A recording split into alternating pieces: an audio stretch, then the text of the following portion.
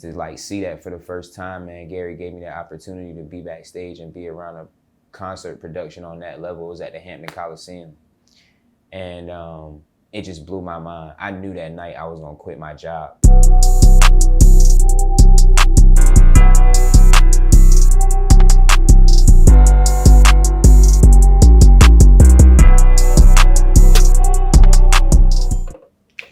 Peace. Antonio Dowe, concert producer, half owner of the Good Show Group, tour manager, a lot of different things. Most importantly, a native of the 757, and happy to be here. All right.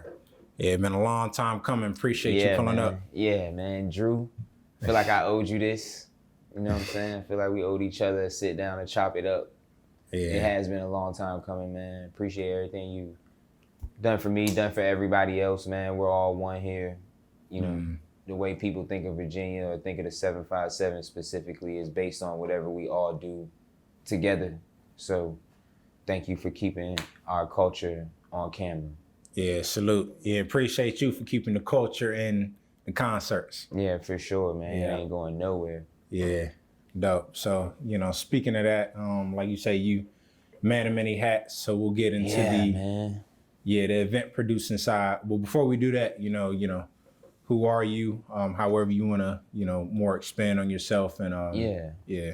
Sure. So, like I said, my name is Antonio Dowe. Most people call me Tone. I got my start in entertainment here. I used to work major market radio. I used to build marketing campaigns and write radio commercials for some local radio stations that are pretty important. They're still around. I won't give them any free pub, but that was my start. And from there, it just allowed me to kind of blossom into other entertainment opportunities. I got into political entertainment. You and I did a couple things together when Census came around. So when you say man in many hats, like it's actually true. I've taken a liking to being the liaison in the middle of business. Like business is something that really turns me on, man. I love the art of the deal, and most things I put my hands on work. I've been taught and groomed certain business practices and structures, man, and I'm one of the lucky ones. Right. So when you say you've been taught and groomed, like, how did that, come about? Was that by design or like you just found yourself in the right place at the right time? I've just had mentors, man. And I guess it's finding yourself in the right place at the right time. I've planted the right seeds. Couple like really, really important people. My first radio general managers, Timothy Mayer and Bennett Zier. Those guys are guys that brought me my first suit, shake a man's hand a certain way, look a man in the eye, make sure you close the deal before you leave the office. Certain things came from them. And then the entertainment business, when that production side kicked in, man, my business partner, Roy, just had my back through my mistakes.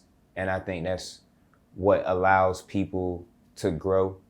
My growth was never stunted. When I made mistakes, people said, keep going. You know what I'm saying? And then I've ran into, people here lately, those are probably the people that I won't name, keep your friends in high places where they are. But at this point, a cell phone's more powerful than a bank account. You know what I'm saying? So it's right place at right time. It's also, having growth opportunity, trying to just take advantage of every single person that you're around, whatever they know, just try to soak it in. I've always been that way. Try to be a sponge until your casket, you know what I'm saying? Yeah.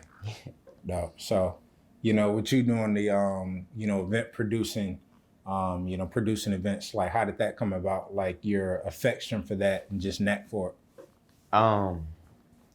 There's a guy, man, named Gary Guidry.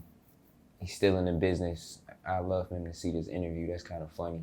I wonder if he knows I'm about to credit him for giving me a start. Gary Guidry owned a festival.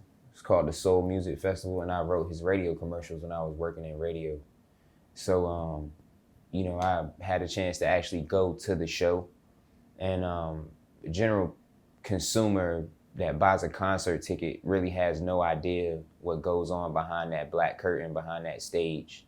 You know, all the microphones and in-ear monitors and back and forth running and all the stuff that it actually takes to produce the show. And when I got a chance to like see that for the first time, man, Gary gave me the opportunity to be backstage and be around a concert production on that level. It was at the Hampton Coliseum. And it just blew my mind. I knew that night I was gonna quit my job. And I had a conversation in the dressing room with Dougie Fresh. You know what I'm saying? Dougie Fresh asked me, did I like my radio job?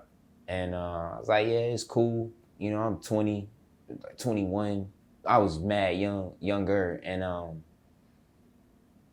was like, but you know, I want more type shit. You know what I'm saying? Like, and I knew, bro. Like, I knew as soon as I like walked out of that door, I knew that day out. It's funny. I wondered if my old general manager Bennett would laugh if he heard that. But I knew I was gonna quit my job that day. And I just fell in love with. I fell in love with the noise.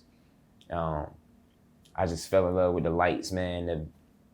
You ever see a concert put together before people get in the building, the way the lights rise, the sound comes, it's something you could definitely get addicted to. Yeah. You know, yeah, it's not hard at all, actually. Yeah.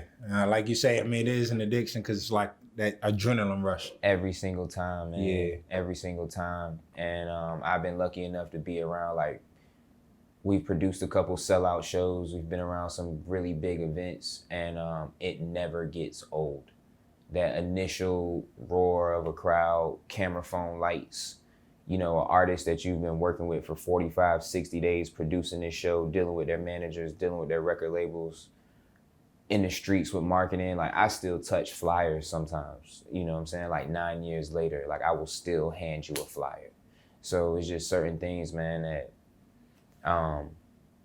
you never get tired of if you really love it. Like, people ask me sometimes, like, money is cool, but I would probably do this for free.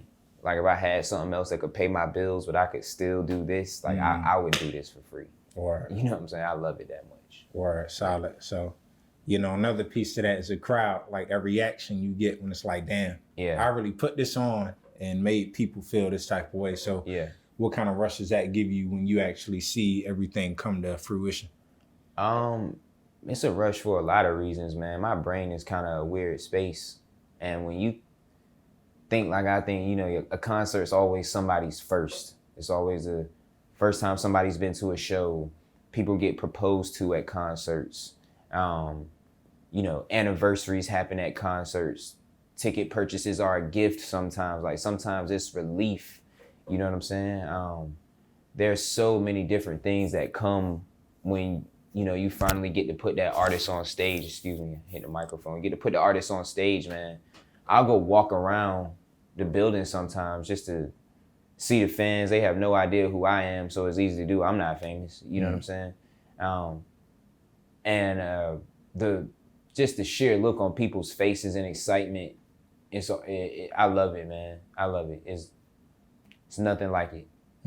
Or so, you know, let's get more into the, you know, I ain't gonna say the backstory, but just like, you know, your first concert. Like, what were the like things you had to overcome, you know, and things you didn't really foresee, and you know, putting that on? My first concerts, besides losing money, lots of money.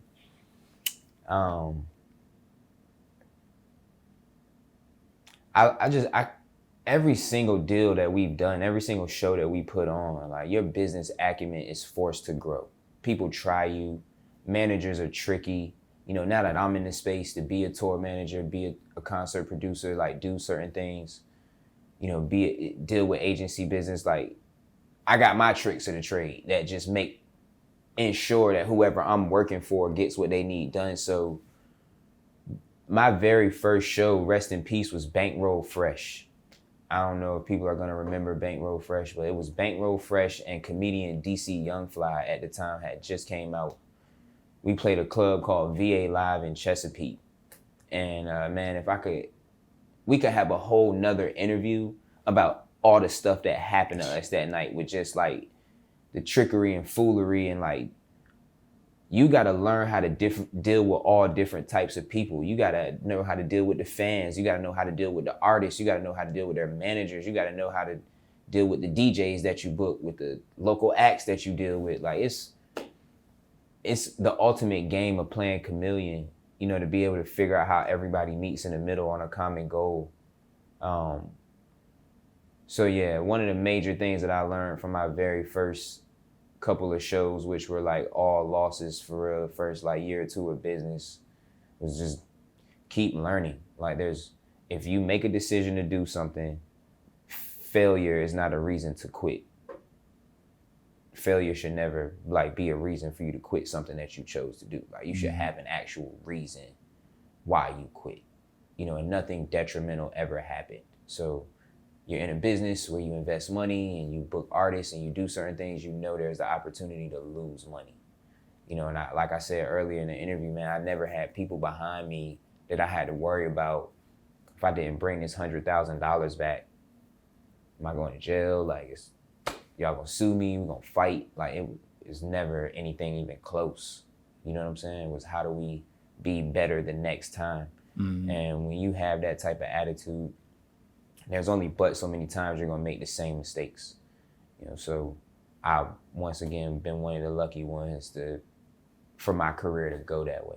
Mm-hmm. Or solid. So, you know, also moving beyond that, you know, as you continue to do shows, like let's talk about the one going on today. You know, we'll figure out when we're gonna drop it, but Polo G, concert. So, you know, with where you are now, like, you know, how seamless is that process, and just, you know, you can speak a little bit about, you know, kind of plug that in. Yeah, I mean, it's homecoming week for the colleges. You know, they always have their homecoming concerts, and I've had a previous relationship, you know, from working in radio with the college. And when I got out of radio, I started easily transcending that relationship, you know, into helping the college with the shows. So it is seamless, man. It's pretty flawless. Like, homecoming shows and homecoming weekend shows are some of the like easiest shows to do, because you're just dropping a fish in a bucket, so to speak. It's people everywhere. It's a fun week. Shout out to my guys from Platinum Entertainment, if we're gonna talk about this weekend and Polo G and any of this homecoming show, because it's their event. I'm a co-producer. Oh. So it's just kind of facilitation work. Yeah, man, it's gonna be a great show. There's a couple support acts on the show that are from the 757. And I'm actually just as excited about that as I am about everything else surrounding the show. Mm. So that's gonna be great. Yeah, I know this interview is gonna come out after we blow the building off today, but yeah, they'll see both at the same time. The highlights. It'll be cool. Yeah, for sure. Bet. So, you know, and you say, you know, you love business, just everything about it. Yeah, man. You know, just with the business, you know, money movement, like, you know, how did you kind of find your way in that? Like with, all right, well, like you say, you have your tricks to the trade and, you know, figured that out. I mean, you get tired of losing, man. You get tired of, like, you know, feeling taken advantage of, or feeling like your education level doesn't match what you're doing, you know. So you find your own niche. I started to just make sure that I worked around people who were okay with like sharing information. You know what I'm saying? I never found it cool to like work with people that I could only either tell what to do, or they had to tell me what to do. You know, it's always like a building, you know, type of relationship. So for me, man, business became second nature once I realized that most business is the same. Like, a lot of industries have some of the same common business principles. Like, you can ask 4 or 5 different type of accountants what a P&L is, and just because they don't do the same type of business, they're going to be able to understand a profit and loss statement. You know what I'm saying? Like, I could have never talked to another producer or tour manager ever, and the first time we get on the phone, I can make mention of something that's in the rider that I don't agree with, and it won't be random, you know, because businesses have lingos. Once you start to learn that, like whatever industry you're in, the lingo of it starts to make sense. And people will talk to you more. When people know what you're talking about, man, they aren't afraid of having a conversation with you. Like nobody wants to talk to somebody that they don't feel like knows what they're talking about. You know what I'm saying? Mm-hmm. So, yeah. Yeah. But yeah, also, you know, speaking of that, the business side, let's get more personal. Talk about the Good Show Group. Yeah. You know, how that came about and, you know, just what exactly, you know, I know you said the events, concerts and tours, but like what you all stand for, what you all do. Good Show Group, we're like the underdogs. Like we like to think that, you know, nobody's ever really like rooted for us in the beginning. So like now, and I don't mean that in a bad way, right? Like everybody got to prove themselves. You'll hear a lot of people talking about putting in your 10,000 hours, stuff like that. But when you think about the Good Show Group, if you know Roy and I or ever been around us with business, like we just actually care. Like when things don't go right, it bothers us. You know what I'm saying? Like when things do go right, we're really happy. We really root for people. You know what I'm saying? I guess not being a pushover will always put you in a space where people will say certain things. But no matter what, nobody can ever say a couple of things. You know, we don't owe anybody money. You know, we haven't done any bad business. In our opinion, you know what I'm saying? Not to owe nobody money part is fact, but you know, we haven't done any bad business, man, or have any bad relationships. And you could just see that the way I get to walk around, and how I conduct certain things that we have going on. If you do good business, man, it'll stand out like a sore thumb. It's no different from Tide Water Waves. Yeah. So, you know, it just kind of shows, like you saying, in the product. But, you know, with your, like, you know, concert producing events, like, you know, where are y'all trying to take things? Like, y'all doing amazing things right now, but, like, I don't even want to put a timeline on it, but, like, in the future. Yeah, I mean, the Good Show Group has been built to, like, have a strong local imprint on Hampton Roads entertainment. Outside of that, you know, opportunities are going to always present themselves to tour and do certain things, but the Good Show Group was built to change what we feel like the entertainment landscape looks like in the 757, the relationships that we have, the people that we deal with day to day. There's no immediate plan or want to or conversation to leave or 757 or anything like that, man. This place is still a baby. Still tons of opportunity here, things that we haven't even touched, if you ask me, things that we haven't done. So, I mean, going forward, I'd like to have a lot more to do with like youth education. The entertainment business has so many other arms besides being the rapper, being the singer, being the DJ. You know what I'm saying?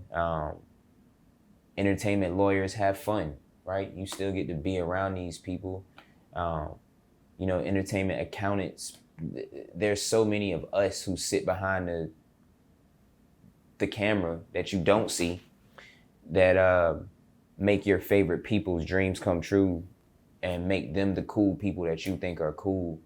And it's more of those jobs than being the cool person, to be honest with you. So youth education and what I feel like I'm knowledgeable in is something that I like to get into more. You know, more panels and forums and bringing my peers in to discuss what we do.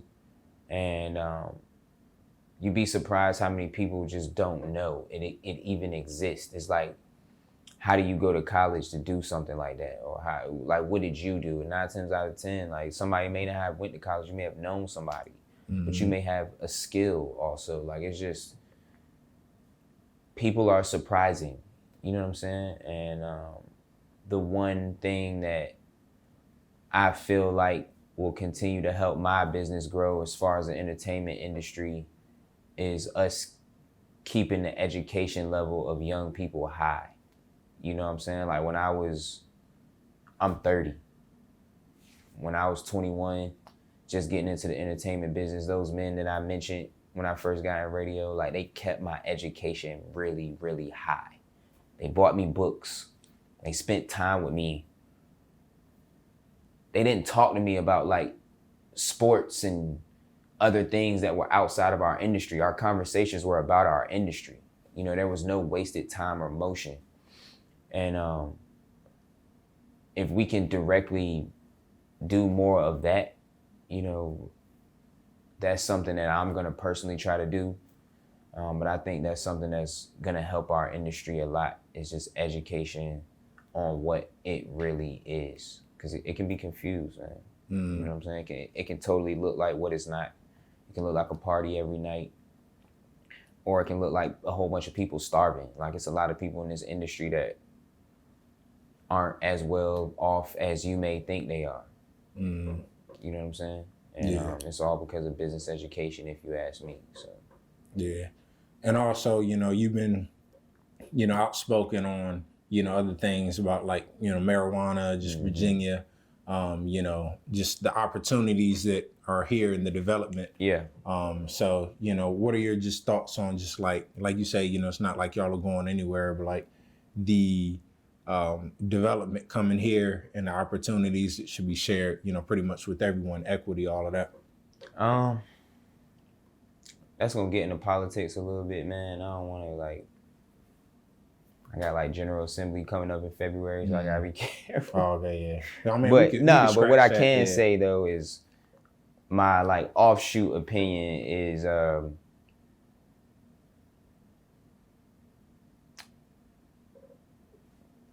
I'll say better late than never for Virginia. They got it right on that part. You know what I'm saying? We weren't first, but we weren't last by any stretch of the imagination. I have been outspoken about it. And the reason that I've been outspoken about it is because the fact of the matter is the illegal cannabis business has also been about oppression. It's been all about oppression, if you really ask me. You know what I'm saying? Like, we know the background of policing and slave catchers and all of that stuff that nobody wants to continue to talk about. They want us to just sweep it under the rug, you know. But the abuse of people that look like me, people that look like you, over something that I feel like is also very, very misunderstood. You know, you can have two different people on the side of the room giving you two different opinions about it. And both of those can be taken as smart opinions, you know, but I think the medical side of cannabis is the one reason everybody should just shut up about it, right? The fact that it has any type of medical use and can actually physically help a human being, we should all just shut up about it being illegal. If you're gonna shove prescription pills and other things down my grandparents' throat when they have a simple knee ache, a back pain, you know, people take medicine to get well. People don't take medicine to mask.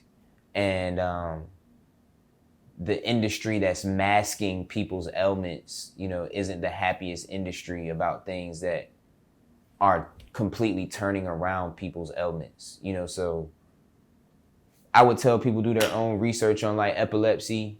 You know, I have family members who've had seizures and different things of that nature. I would, you know, just tell people to look into a lot of different things that the cannabis industry is positively affecting and weigh those before you just make a decision on the negative impacts of an industry that has not been able to get off the ground with a positive attitude. For one, it's being led into legalization with nothing but negative connotations.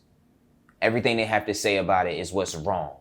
instead of anything that's right. Yeah. So like really tipping to one side of the scale instead of, you know. Exactly. Yeah. So, and I mean, we know where those things come from, whether you want to believe it or not. So I would just say, bottom line about Virginia cannabis legalization is do your own research, because we don't have time to talk about a lot of like the flaws in the laws, on my opinion, on things that I think are going to continue to affect Black and brown people over and over again. They love to do it.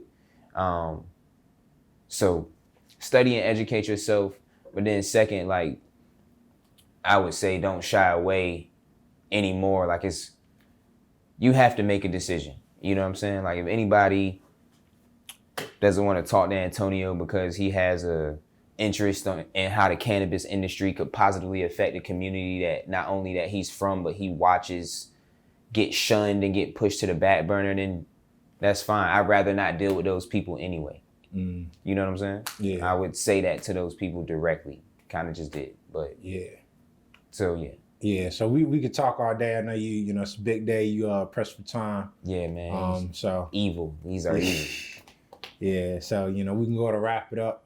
Save it for part thank you, two. man. Thank you. Thank you to everybody in the area that's positively affecting, you know, everything that we're trying to do here as a region. We have a lot of great opportunities here, so I would tell everybody, stay focused. If you vote. So you know, don't complain about what you don't participate in. Yeah. And pay attention. The world is moving fast, so love. Yeah. Thank you. Yeah, appreciate you pulling up. We got Antonio Dowe with the Good Show Group, and we out. My man.